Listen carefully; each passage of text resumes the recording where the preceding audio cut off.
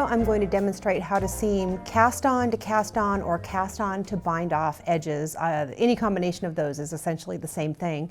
I have a ton of videos on weaving in ends, and if you click the little I in the upper right hand corner, that'll take you to my videos, all of my weaving in ends videos, because I think I'm not weaving in ends, but seaming and weaving in ends and grafting. I think I've just about covered every possible combination, but I realized I didn't have a cast on bind off video. So here we go. Let's go ahead and take a look.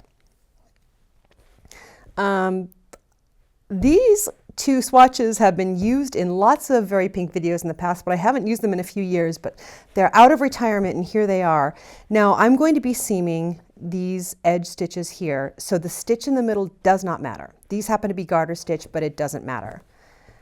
We're going to seam just the very edges, so just the cast on and or bind off is the only thing that matters. And I'm going to be using a contrasting color of yarn so that you can easily see what I'm doing. I have plenty of videos on different seaming. I think these might have been the swatches that I used when I did the seaming garter stitch video. So if I don't have an end to use, I'm going to attach the yarn to one side and go into the same hole, and that secures it on that side. I'll just go through the edge over here. Now when we're looking at this, we have on both cast on or bind off a row of V's, right? And underneath this row of V's, there's another V. I don't know how long I can keep this up here. There's another V. We want to put the needle under both legs of the V, just under the V going this way. So I'm actually going to kind of stretch it. There's my V right there. And again, it doesn't matter what stitch there is in the fabric. We're just looking at the stitch from the bind off row or cast on. And my stitch over here. Oops, that's not right. I went in too close to the edge.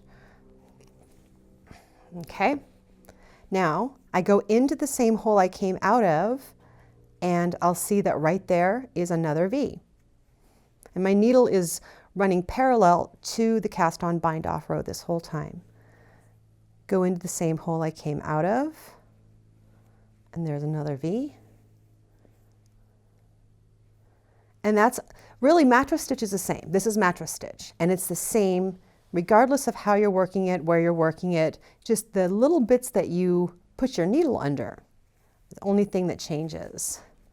So I tighten that up. Actually, garter stitch looks better if you don't wait and tighten it up all at once. You kind of tighten it up as you go.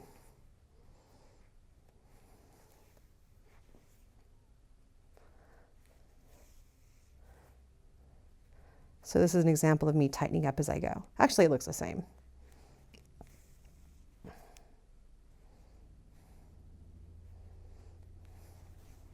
And with mattress stitch, you always have, you can't see the yarn that I use to seam it, and we do end up with a ridge on the back. It's just the nature of mattress stitch, but it's a very sturdy seam. So there you have it. This is the technique that you will use. You'll always look for those V's under the cast on or bind off row, whether it's a cast on or a bind off row, cast on to cast on, bind off to bind off, any combination. Good luck.